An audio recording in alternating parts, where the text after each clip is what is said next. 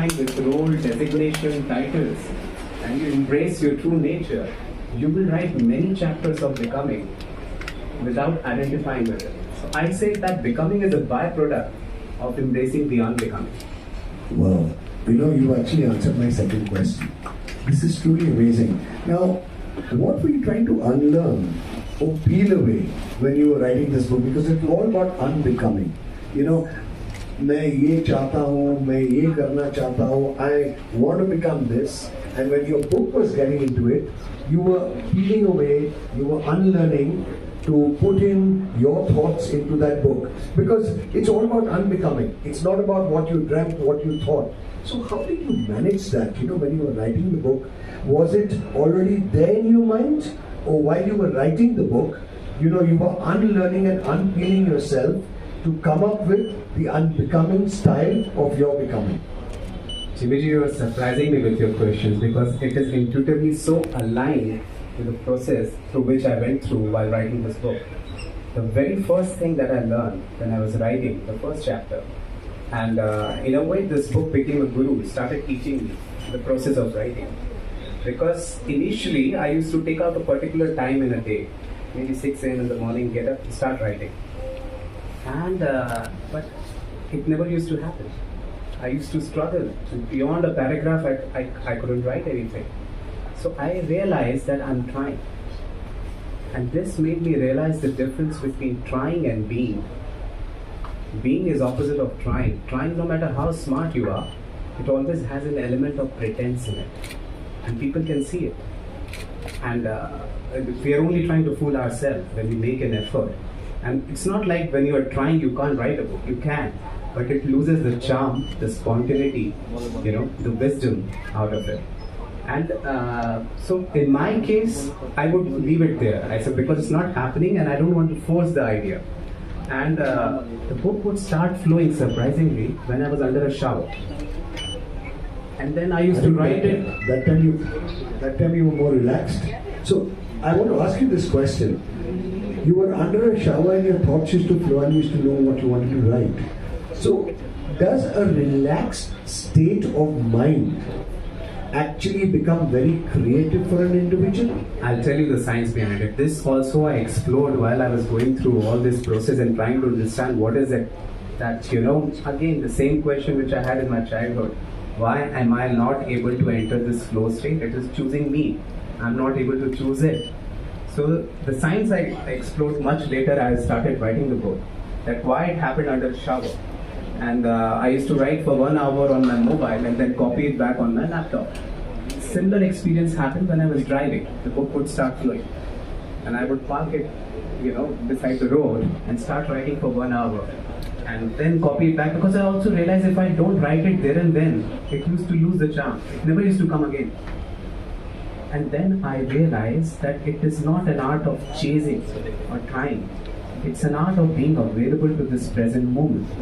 So when you are taking a shower, the scientific explanation to it is that when a tactile sensation of a water droplet comes on your skin, it immediately grounds you into the present moment. No matter how self-consumed you are, wherever you go under a shower, in that moment it will bring you into the present moment. More relaxed, as one says. Same is with driving. You're bound to be observant. So let's tweak it a little bit before we really get into your book. While having a shower, you're kind of relaxed, it kind of flows into you. While driving, you are attentive, you have to be attentive and you're flowing into the drive. So, in life, everybody is full of tension. सोचते हो तो tension, काम करते हो तो tension, जो भी करता है तो मैंने tension he tension. So, before we get into the book, what is your mantra to a lot of people who are always tense in life to become, to actually unbecome and be more relaxed, be more ease in life? Because a saying goes, if you are not tense, if you are relaxed, generally you are very happy. बिना tension का happiness होता है. If you are happy, the body works beautifully and it rejuvenates itself and becomes healthy. If you are happy and healthy, automatically success will come somewhere or another because you enjoy what you're doing, you're moving forward, you're letting your thoughts flow. So what is that mantra to unbecome and get yourself relaxed? Because everybody in the world today, irrespective of how happy they are, they're still tense. I know it's a little tongue-twisting question, but it's not a time. It's a very, very relevant question, I would say, and it is the crux. It is very simple yet very complex. Because we all identify ourselves as a doer in life. So all the stress of the outcome comes on us. We think that outcome depends on us. But the science is that you're not a doer here. You're simply a medium for things to happen through you. Any person who has achieved any level of success in their life, you will immediately find them also very grateful. They know that it's a blessing they've been chosen. Result is not in anybody's hand. Life is so complex, it can anytime surprise you. But all of us identify ourselves as a doer. And naturally it brings the stress of the outcome. And if you simply learn the fact through your own experience and exposure of life, because everybody goes through this, that things are happening through you, you're simply a medium. So for a medium, what is required? It to come into the moment and receive the wisdom. Now this is the difference which I have spoken in the book, which is the difference between intellect and wisdom. We are mental beings. We engage mentally into things. Thinking has become a tool to find all the solution, right? But we ignore the fact that the nature has also gifted us another faculty. Other than being mental, we are also experiential beings. It also has given us an ability to observe and experience. And observation and experiencing things will never happen as long as you're thinking, when you're mentally engaged. And I give it a name. There's a chapter in my book called Rest in Action. Rest in action. That sounds interesting. You know, when you say you're in action, you can't imagine resting in action. So tell us a little bit about this. Absolutely. So rest in action is the union of stillness and action, which results into perfection. Now, if you see from an Advaitic point of view, Shiva is the energy of stillness. It's the silent observer in each one of us.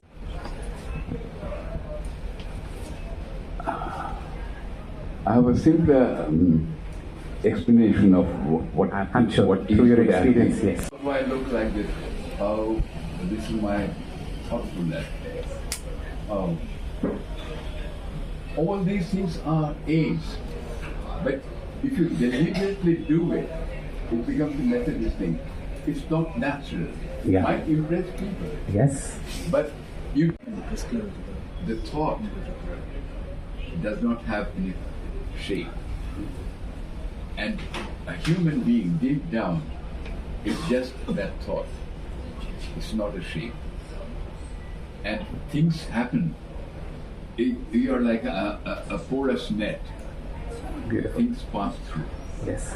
That's what happens. So Absolutely. in point of fact, there is no physicality. So I would say thought does not happen to you. Thought is your identification. Thought takes you away from the moment.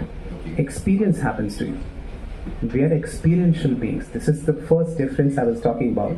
We are not only mental beings. There is a dormant faculty lying. Ji. And there's a beautiful example from your part of the world. I was listening to one actor, Jagdeep Elawat. He was also quoting another great actor. And somebody asked him a question, what is acting? And he gave a very beautiful answer. He said that consider yourself like a prism. A role of an actor is only to stand at a particular place in a particular angle. Like a prism. The light will fall on you. And through you there would be colors, reflections coming out. This is acting. But remember, neither the light is yours nor the reflection is yours. If you identify with, you're out of the act, you're overacting. You're not in that flow. What is this shift of consciousness which is happening?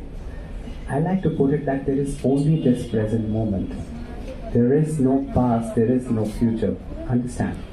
For this present moment, your past was a fiction. It does not exist right now, but we like to identify with it. We still like to identify with the 5-year-old version of us. You don't look like that. You don't think like that. You don't eat the same food perhaps. Your tastes have changed. And you do not behave like that person, but still you correlate with what happened with 5 years back with you. So it's the identification with things which takes you away from this moment, And how this shift of consciousness is happening, if you see, from an Advaitic point of view, which talks about only this present moment. It says there is no past, there is no future. We are in Kali Yuga, right? The word kal in Hindi, आप पीते हुए कल को भी कल कहते हैं, आप आने वाले कल को भी कल कहते हैं हिंदी में, राइट? ये वो युग है जिसमें इंसान आज में जीना ही भूल गया है. We never live in the present. If you seek Satyug from Advaitic philosophy, it was a pure consciousness state where you were not identifying. We spoke about that the ultimate nature of reality, exactly what you said, sir, is impermanent and constantly moving. Nothing is permanent in this world. It is changing, right? And it is also moving, correct? And we talk about being with it, with this flow. Become a participant in this flow and co-create your movements, right? Become a co-creator with it. By not coming into the present moment with an expectation of how it should be. Then you merge with that flow. Now how to do it? If you see, Satyug was that pure consciousness state when you were not identifying with anything. Then how did memory got established? That was the first shift of consciousness from Satyug to Dwapar. From Satyug to Treta. You started identifying. By identification I mean you started labeling things. So the act of labeling requires a perceiving mind. Anything that I label, if I label a glass, what is glass in it? It's a component, causes and condition coming together to form a particular shape, and its function is to hold the water, and to that function I'm labeling it, giving it a name glass. Now the problem with labeling and identifying with it is that the moment next time when you see a glass, all this observation will go into a toss. Your memory will trigger to the name only. And it will, oh, it's a glass, because you've given it a name now. If I start putting pen in it, it becomes a pen stain, it's only a name. But the entire process of observation, what I'm talking about, goes into a toss the moment you identify with things. Ego is also identification. And that's why in Treta Yuga, Ravana was a product of identification.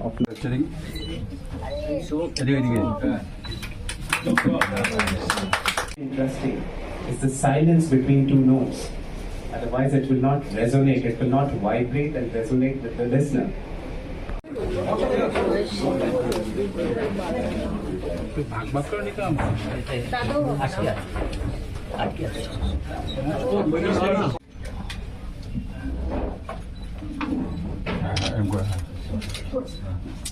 আপনি যাবেন না mobile ধরুন আপনি এগুলো আমি sir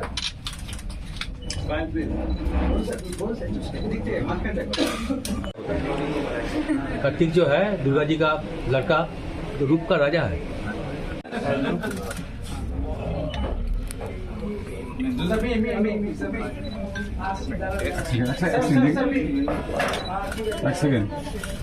Kartik भाई state Kartik भाई